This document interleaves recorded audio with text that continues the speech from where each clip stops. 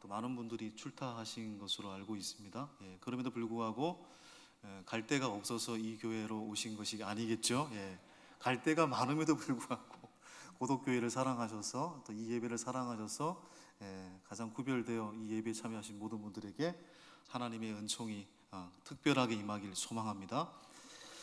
세상이 아주 빠르게 급변하고 있습니다. 제가 몇 주 전에 이제 그 장로님들과 함께 AI 세미나를 갔다 왔는데, 저도 뭐 AI에 대한 이제 책도 여러 권 읽고 시대 또 목회적 이 변화를 준비해야 되겠다 이런 생각 많이 갖고 있었는데, 제가 생각하는 것보다 세상은 더 빨리 변화하고 있다는 걸 더 체감하고 돌아온 순간이었습니다. 이 AI 시대는 알다시피 한 사람이 매출 1조 이상을 올릴 수 있는 시대가 될 수 있습니다. 그것이 이 시대입니다. 그러니까 이 AI 시대를 좀 다른 말로 표현하면 초하이테크날리지라고 부를 수 있겠는데, 초하이테크 시대죠. 이 초하이테크 시대는 결국 많은 번영을 우리에게 줄 수 있습니다. 여러분도 알다시피 여러분 요즘에 더 어머니 아버지한테 더 안 물어보잖아요. 누구한테 물어봅니까? 챗 GPT에게 물어보죠. 제미나이한테 물어보고 AI에게 물어봅니다. 그러니까 장점이 있습니다. 우리의 궁금한 상황들을 물어보면 즉각적으로 답변을 해줍니다. 장점이죠. 신앙적으로도 장점일 수 있습니다. 뭐 궁금한 상황들 여러분 저에게 전화하지 않아도요. 바로바로 단순한 건 물어보실 수 있습니다. 신앙적으로도 굉장히 도움이 되리라고 생각을 합니다. 그리고 이 반복적인 노동, 복잡한 노동도 AI가 대체할 수 있죠. 제가 그 신촌에 갔더니 인공지능 로봇이 음식을 하고 있더라고요. 중국집에서 그 짬뽕을 나르고 깜짝 놀랐습니다. 그런 시대가 되었고요. BMW 공장에서는 이 인공지능 로봇이 자동차를 또 만들고 있습니다. 아주 어떻게 보면 지금 장점을 얘기하고 있는 겁니다. 그리고 감정 노동도 대체할 수 있습니다. 우리가 감정 노동 하시는 분들이 얼마나 고통을 호소하고 있습니까? 그러니까 챗봇이라든지 음성 기능을 통해서 궁금한 상황에 대해서 서비스를 할 수가 있죠. 분명히 장점이 있습니다. 그런데 반대로 당연히 그 장점이 어떻게 보면 단점이기도 합니다. 수많은 일자리가 사람이 했던 일들이 이제 인공지능이 대체하고 있습니다. 법률, 뭐 이렇게 의료, 그다음에 사회 기반 모든 시설에 이르기까지 점점 대체하고 있죠. 그리고 점점 사람들은 기계와 친숙하게 될 겁니다. 왜냐하면 사람은 사람에 대해서 배신할 때가 있거든요. 거짓말할 때가 있거든요.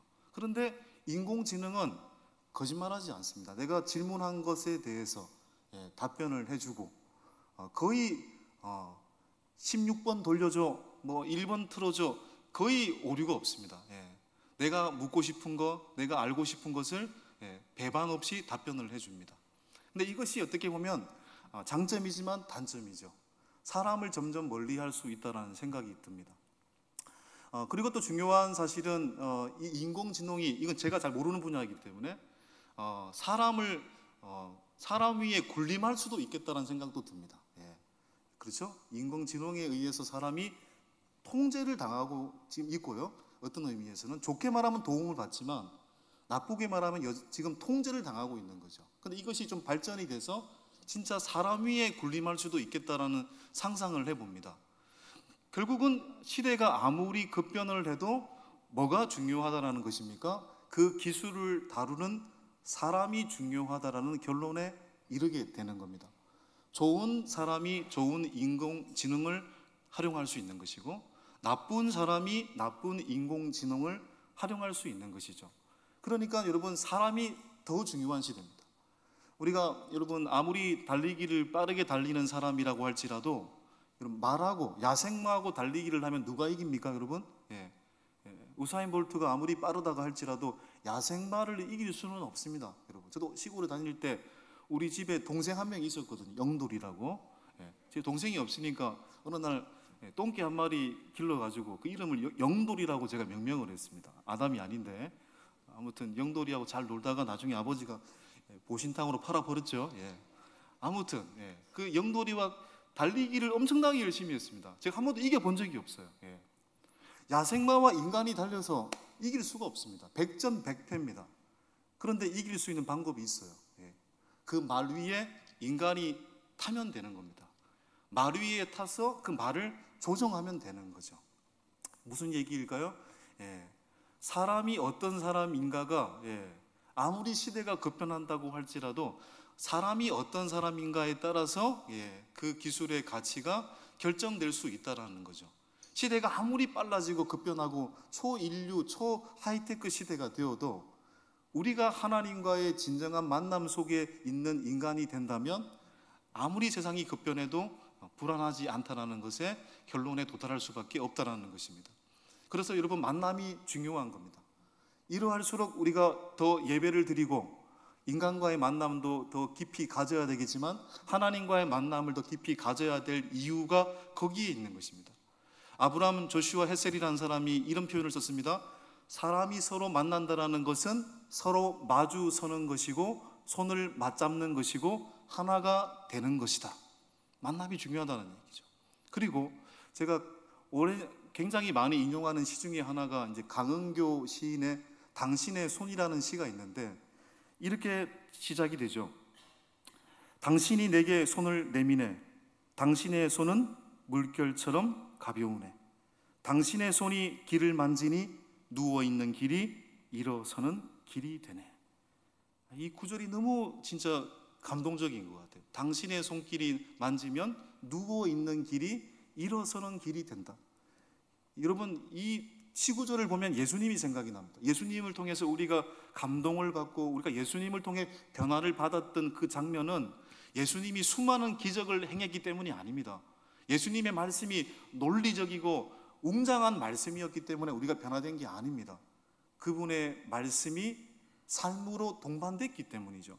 다시 말해 예수 그리스도께서 우리를 구원하기 위해서 십자가 위에서 우리를 위하여 희생하기까지 흘리신 그 보혈의 피, 그 사랑의 마음, 우리를 어루만지시는 주님의 손길, 그것이 우리를 변화시킨 거죠.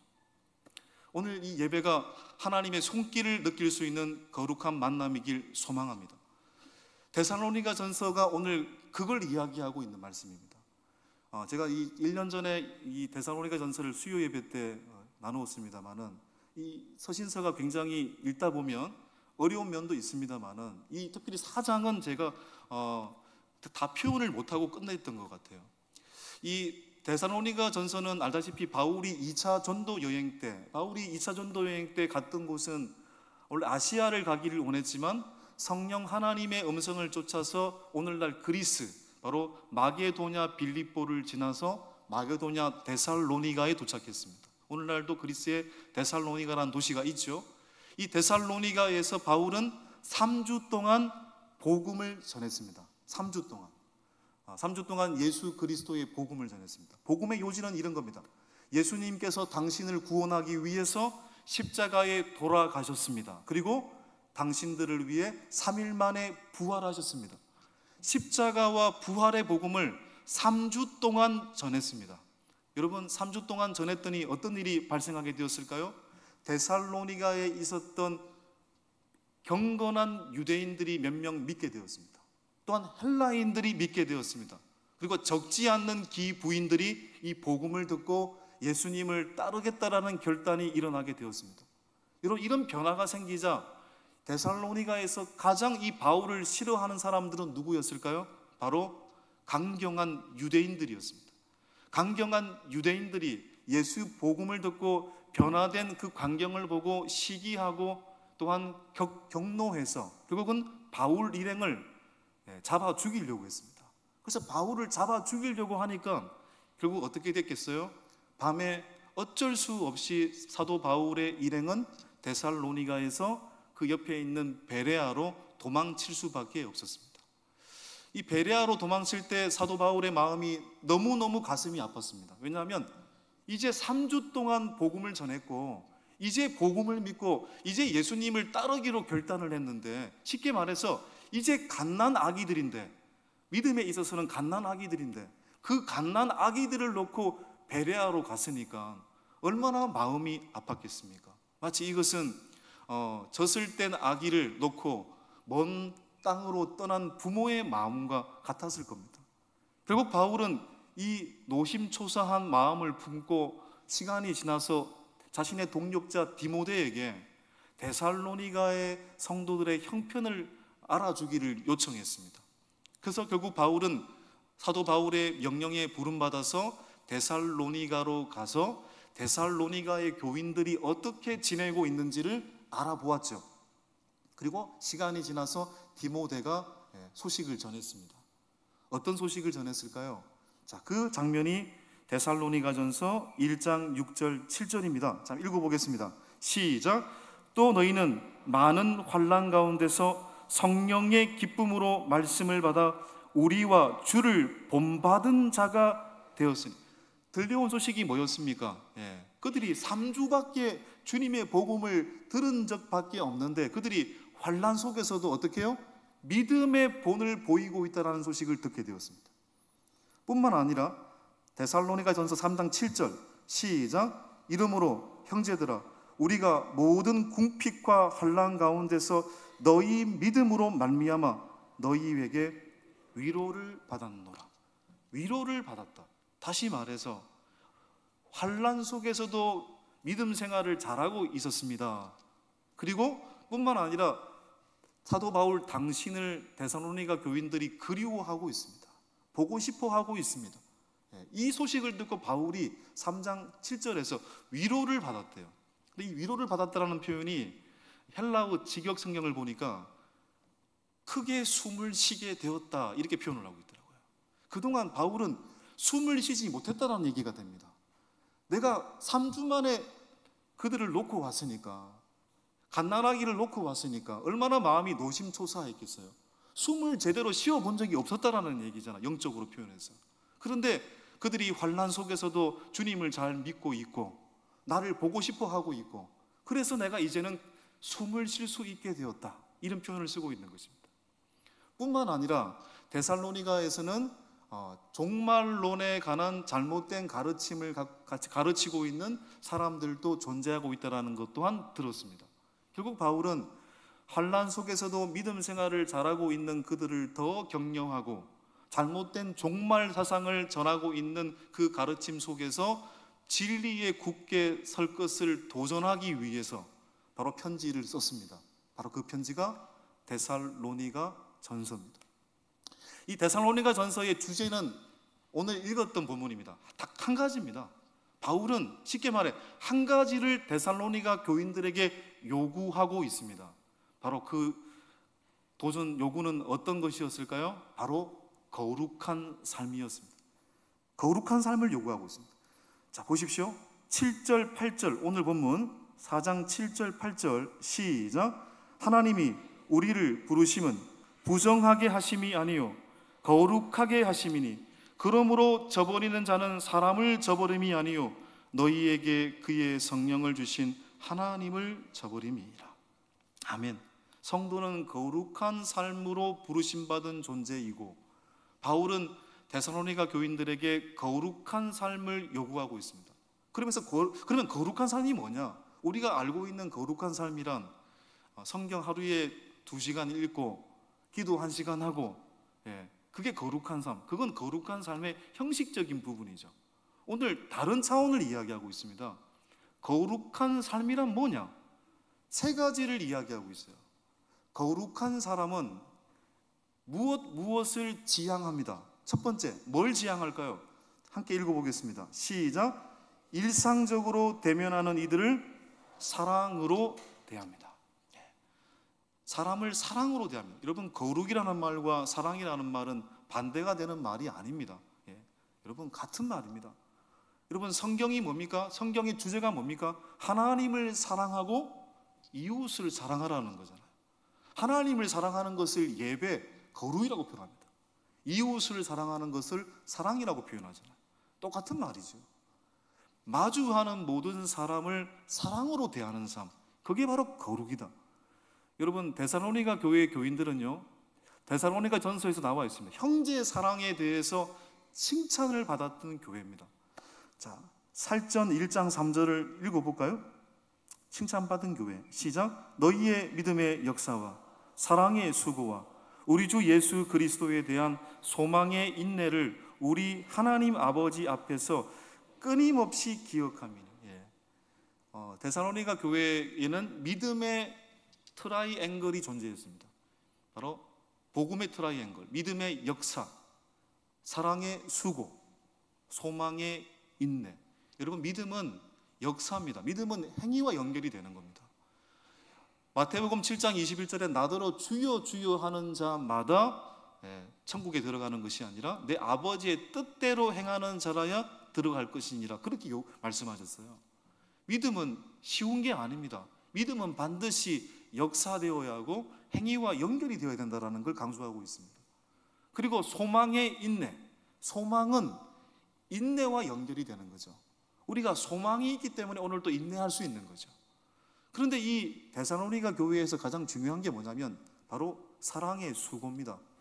사랑에는 반드시 수고가 동반되는데 데살로니가 교회는 바로 그 사랑의 수고가 있었던 교회였다는 겁니다. 여러분, 수고가 뭡니까? 우리가 일을 하고 나가지고 같은 동년배나 아래 사람에게는 수고했습니다, 수고했다 이렇게 표현을 하고, 조금 어른에게, 선배에게는 고생했습니다 이런 표현을 씁니다. 수고했다라는 것이 뭡니까? 번거로움을 마다하지 않는 행위를 수고라고 표현합니다. 번거로움을 마다하지 않는 것. 제가 이제 작년에 그 청년부 리치아웃 갔던 그 정읍 잠깐 갔다가 올라오는 길에 이제 어떤 청년하고 대화를 나눴는데, 그 청년이 저한테 이런 얘기를 했습니다. 집에 두루마리 휴지가 있는 것은 누군가의 수고가 있기 때문이었다. 근데 그 말이 아직도 저의 마음을 지금 움직이고 있어요. 집에 그 두루마리 휴지를 보면은 누군가의 번거로움을 마다하지 않는 수고가 있기 때문이구나. 정말 강력한 메시지였습니다. 제가 이 명절을 맞이해서 늘 죄송한 것은, 제가 어머니한테 어렸을 때 제가 가급적 말을 잘 듣는 이제 자식이었다고 생각을 하거든, 스스로는. 왜냐하면 사춘기 때도 아버지한테 한 번 대들었고, 그 외에는 찍소리 못하고 가만히 있었죠. 근데 어렸을 때 저희 집은 이렇게 버스가 자주 오는 곳이 아니었습니다. 학교도 거의 제가 아침 7시에 출발하고 그러다 보니까 깡패도 많이 만나고, 그 깡패가 동네 형이고 교회 형이고 이런 경우도 있고 진짜 재밌습니다. 근데 어렸을 때도 그때도 2시간에 한 번 시내로 나가는 버스가 있을 때입니다. 근데 제가 TV를 보다가 제가 수없이 말씀을 드렸습니다. 어깨동무라는 잡지가 있었어요. 이번 어깨동무 1985년 8월호는 별책 부록으로 큰 튜브를 준다, 이런 게 눈에 띄었어요. 저는 어깨동무란 잡지를 읽을 마음이 없습니다. 근데 그 어깨동무란 잡지가 주는 별책 부록, 큰 튜브를 갖고 싶어가지고 어머니한테 떼를 써가지고 저거 안 사주면은 밥 안 먹는다 막 협박하고, 결국 어머니가 한 4시간 왔다 갔다 하셨어요. 거의 걸어서. 그 별책 부록 튜브를 가져오는 순간 어깨동무 잡지는 던져버리고 그 튜브를 타고 열심히 수영했던 기억이 있습니다. 근데 그때가 여전히 제 마음에는 가슴이 아립니다. 어머니가 그때 멸치배를 타시고 막 진짜 쉬셔야 될 그 시간인데 자식을 위해서 그 수고를 마다하지 않고 다녀온 거잖아요. 여러분, 그러니까 우리 자녀들은 어머니와 아버지의 그 수고 때문에 여기에 있다라는 걸 늘 명심하셔야 됩니다. 데살로니가 교회가 그랬어요. 수고를 마다하지 않는 교회였다. 사랑에 대해서. 뿐만 아니라 두 번째, 거룩한 삶은 뭘 또 지향하느냐? 함께 읽어볼까요? 함께 읽어. 2번, 두 번째, 조용하게 살기를 힘씁니다. 저는 이 말에 너무 아멘하고 싶습니다. 조용하게 살기를 힘쓰는 사람. 이 성경 11절 상반절에 보면은요, 또 너희에게 명한 것 같이 조용히 자기 일을 하고. 조용하게 산다는 말은 여기저기 경중거리며 돌아다니지 않는다는 말입니다. 좀 더 의역을 하면 내적인 침묵을 소중히 지킨다는 것입니다. 무슨 일이 있어도 하나님과 기도하는 시간을 빼앗기지 않는다라는 얘기입니다, 여러분. 무슨 일이 있어도 하루의 첫 시간을 하나님 앞에 독대하면서 그분과의 1대1의 만남 속에서 하루를 시작하겠다라는 겁니다. 그 내적인 침묵이 우리의 삶을 힘있게 만드는 거거든요. 제가 여러 번 말씀을 드렸듯이 2차 세계대전 당시 디트리 보네퍼 목사님이 히틀러에 대항을 하다가 그 해방 몇 개월 전에 현장에 이슬로 사라진 디트리 보네퍼 목사님이라는 분이 계시는데, 그분이 그 감옥에서 썼던 이 책 중에 하나가 신도의 공동생활이라는 묵상집이 있어요. 그 신도의 공동생활이라는 그 묵상집의 대부분이 이런 말입니다. 하나님 앞에 홀로 설 수 있는 사람만이 이웃과 더불어 살아갈 수 있습니다. 하나님 앞에 오늘 또 진실하게 독대할 수 있는 사람이 이웃과 더불어 함께 살 수 있다는 얘기죠. 여러분, 오늘 두 번째, 조용히 살기를 힘쓴다라는 말이 그 말입니다. 하나님 앞에서 조용하게 살기를 원하지만 사랑의 수고를 해야 될 때는 가감없이 그 수고를 마다하지 않고 내 몸과 행동을 옮기는 것을 의미하는 것입니다. 하나님을 진실하게 믿기에 내가 행동해야 될 때는 가감없이 행동하는 삶을 의미하는 겁니다. 그것이 조용하게 살기를 힘쓴다라는 의미입니다. 세 번째, 거룩한 삶은 뭘 또 지향할까요? 세 번째 한번 읽어보겠습니다. 자기 일에 전념하고 자기 손으로 일을 합니다. 11절 하반절에 너희 손으로 일하기를 힘쓰라라고 표현을 하고 있습니다. 이게 당연한 거 아닙니까, 여러분? 우리 손으로 일하기를 힘쓰고 있잖아요. 근데 이 초대교회 그리고 이 데살로니가 교회에게는 이 말이 너무너무 중요한 말이었어요. 여러분, 초대교회의 특징이 뭐였을까요? 사도행전 2장에 보면은 천국의 모형과 같은 교회였습니다. 자기 재산을 이웃과 함께 여러분 나누고 유무상통한 삶을 살았다고 했습니다. 그들에게는 벽이 존재하지 않았습니다. 담이 없었습니다. 그야말로 신혼기, 언제나 신혼기를 보냈던 공동체가 초대교회 공동체였습니다. 자, 그런데 여러분, 신혼이 오래 가나요? 여러분, 신혼이 얼마 갑니까, 여러분? 여러분, 결혼 생활 때 신혼이 얼마 정도 갔을까요? 가슴 뛰는 사랑이 몇 개월을 갑니까? 기억이 전혀 안 납니까? 저도 기억이 전혀 없습니다. 근데 코넬 대학교에서 조사한 바에 의하면 가슴 뛰는 사랑은 정말 길어봐야 33개월이라고 했습니다. 저는 33개월도 많지 않나? 이런 생각이 좀 들긴 하는데, 아무튼 여러분, 가슴 뛰는 사랑만이 진짜 사랑이 아니잖아요. 여러분, 그러니까 이 믿음에 있어서도 신혼기가요 오래 가지 않습니다. 아무리 은혜를 받았다고 해도 시간이 지나면 뭐가 찾아오게 됩니까? 일상의 지루함이 찾아오게 되어 있습니다. 누구나 찾아옵니다. 아무리 은혜 충만, 성령 충만을 구해도 어느 순간 일상의 지루함이 찾아오죠. 데살로니가 교회도 그랬습니다. 늘 그들은 들떠있지 않았습니다. 시간이 지나자 그들에게도 일상의 지루함이 찾아왔습니다. 그런데 일상의 지루함 속에서 그 지루함을 이겨낸 극복 요소가 뭐였을까요? 주님이 다시 온다는 사실을 믿었습니다.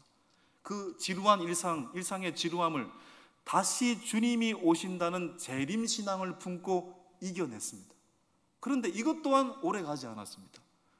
주님이 다시 오신다라는 믿음을 품고 지루한 일상을 이겨내고 있었을 때 시간이 지나도 주님이 오시지 않는 겁니다. 주님 재림하시지 않네? 결국 어떻게 됐을까요? 시간이 지나자 하나 되었던 공동체가 분열이 되고 여기저기서 불평, 불만이 쏟아지고 이제 우리 일할 필요 없어, 그냥 흥청망청 살자, 이런 메시지가 들려오기 시작합니다. 바로 그때 바울은 그들에게 공고하고 있는 것입니다. 주님의 재림이 언제일지 모르지만 주님이 내일 오신다고 할지라도 오늘 내 손으로 열심히 일하며 살아야 된다는 겁니다. 오늘 카르페 디엠, 이 현재를 선물처럼 여기고 살아야 된다는 겁니다. 이게 거룩한 삶이라고 도전하고 있는 거죠. 사도 바울은 바로 만나는 사람에 대하여 사랑으로 대하고 조용하게 살기를 힘쓰고 내 손으로 일을 하며 이걸 거룩이라고 표현을 했습니다. 그런데 이 거룩한 삶은 바깥 사람들이 보기에는 어떤 삶이었을까요? 바깥 사람들이 외인, 이방인들이 보기에는 이 거룩한 삶은 단정한 삶으로 보인다는 겁니다. 자, 보십시오. 12절을 보시겠습니다. 12절 시작. 이는 외인에 대하여 단정히 행하고, 그렇죠, 거룩하게 사는 것은 바깥 사람들이 보기에는 단정히 행하는 삶이다, 그렇게 보인다. 근데 이 단정이라는 말이요, 유스케노모스라는 헬라어 단어인데, 이게 좀 다른 말로 표현하면요, 품이 있는 삶을 의미하는 겁니다. 세상 사람들이 보기에 우리가 이렇게 거룩하게 살면 그들이 보기에는 품이 있는 삶으로 보인다는 겁니다. 매력적인 삶으로 보인다는 겁니다. 여러분, 이 유스케노모스란 단어가 성경에, 신약성경에 2번 더 언급되어 있습니다. 로마서 13장 11절 이하에 보면은 성 어거스틴이 회심을 했던 말씀, 술 취하지 말라, 나는 이제는 예수 그리스도의 옷을 입고 단정히 행하고, 이런 표현을 쓸 때 그 단정히, 이 유스케노모스가 등장하고 있고요. 그러니까 이 유스케노모스, 단정히 매력이라는 말은, 이 말 자체가 외인들에 대해서는 변화를 일으키는 단어인 겁니다. 여러분, 초대교회 성도들이 얼마나 매력적인 삶을 살았으면 이런 표현까지 쓰고 있어요. 사도행전 2장 47절을 한번 볼까요? 시작. 하나님을 찬미하며 또 온 백성에게 칭송을 받으니 주께서 구원받는 사람을 날마다 더하게 하시니라. 여기 보면 온 백성에게 칭송을 받았다고 표현하고 있습니다. 이때 온 백성은 어떤 백성입니까? 하나님 믿지 않는 사람들. 하나님 믿지 않는 사람들도 그리스도인들을 바라보고 칭송했다고 했습니다. 유스케노모스, 매력적이고 품이 있는 인생이다라고 표현하고 있습니다. 그들의 삶이 얼마나 품위가 있는지 세상 사람들이 나도 저렇게 살고 싶다라고 말했다라는 얘기입니다. 사도행전 11장에 보면은 비시디아 안디옥에서 그리스도인이라는 말이 처음 등장하거든요. 물론 다른 요소도 있습니다만, 나도 저 그리스도인들처럼 매력적인 삶을 살고 싶다, 이게 바로 그리스도인이라는 단어가 등장하게 된 계기가 된 거죠. 여러분, 세상 사람들이 바라보기에 매력적이고 품위 있는 삶, 여러분 왜 그럴 수 있는 걸까요? 바로 내 안에 보화가 있기 때문에 그런 겁니다. 내 안에 보화이신 예수님이 있기 때문에 그렇게 비춰지는 것입니다. 사도 바울은 질그릇 같은 부족한 내 안에 뭐가 있다고요? 참 보화이신 예수 그리스도가 있기 때문에 그는 언제나 당당할 수 있다라고 고백했습니다. 고린도후서 4장 8절 9절입니다. 우리가 사방으로 우겨쌈을 당하여도 쌓이지 아니하며 답답한 일을 당하여도 낙심하지 아니하며 박해를 받아도 버림받지 아니하며 거꾸로 들임을 당하여도 망하지 아니하고, 이것이 믿는 이들의 품이고 믿지 않는 자들과의 구별입니다. 여러분, 오늘 우리는 이 유스케노모스, 이 품위를, 이 거룩한 삶을, 이 당당한 삶을, 이 매력적인 삶을 우리는 과연 살고 있을까요? 여러분, 거룩하게 산다, 품위 있게 산다, 다른 말로 표현하면 공감하며 산다, 하이터치의 인생을 산다, 이렇게 표현할 수 있겠습니다. 여러분, 공감하며 살고 품위 있게 살고 거룩하게 산다는 건요, 참 인간으로 산다는 건데, 여러분, 거룩하게 산다는 건 뭘까요? 어떤 의미에서? 예수님께서 원하시는 품위 있게 산다라는 말은 무슨 말일까요? 이렇게 표현할 수 있습니다. 남에게 간대하고 나에게 비판적으로 사는 겁니다. 예수님께서 산상수훈에서 야, 너 눈에 있는 건 들보인데 남의 있는 눈에는 티인데 너 더 큰 들보를 갖고 있으면서 왜 남의 눈에 보이지도 않는 티는 빼려고 하느냐, 너의 들보를 먼저 빼라고 말씀하셨습니다. 여러분, 거룩하게 산다는 것, 품위 있게 산다는 것은 나를 비판적으로 보고 남은 간대하게 본다는 겁니다. 그런데 우리는 반대로 살죠. 나에 대해서는 관대하게 대하죠. 남에 대해서는 신랄하게 비판하죠. 이게 다른 말로 표현하면 변질입니다. 사람이 변질되었다고 표현할 때 진짜 변질은요, 나에 대해서는 관대한데 다른 사람에 대해서는 비판적으로 보는 겁니다. 이게 변질입니다. 요즘에 이 세상이 보면은 나르시시스트 자들이 더 많아지고 있습니다. 다시 말해 자기 애가 너무 강한 사람들이 많죠. 물론 나를 사랑해야죠.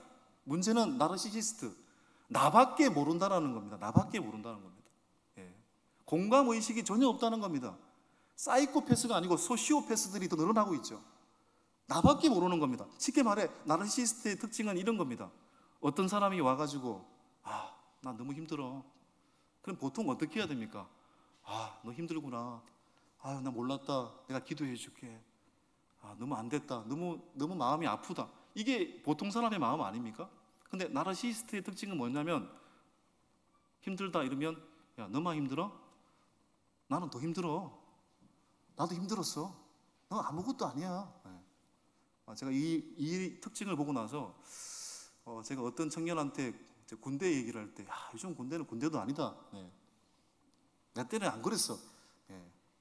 반성이 됩니다. 반성이 됩니다. 여러분 그러지 않아야 됩니다. 그러지 않아야 됩니다. 공감할 수 있어야 됩니다. 그게 품이고 그게 거룩입니다. 여러분 예수님을 잘 생각해 보십시오. 예수님이 우리를 어떻게 변화시키셨습니까? 예수님은 언제나 하이터치로 우리를 변화시킨 거예요. 예수님은 삼위일체이신 하나님 그 자신이십니다. 전지하신 하나님이십니다. 전능하신 하나님이십니다. 무소부재하신 하나님이십니다. 하나님은 손가락 하나 까딱하지도 않고 세상을 창조하신 분이십니다. 그런데 병자를 고치실 때, 마음이 아픈 자들을 만났을 때 그들에게 말로 때우지 않았습니다. 그들에게 다가가서 그들을 터치하셨어요. 자, 보십시오. 마가복음 7장 32절 33절 자 마지막 읽어보겠습니다.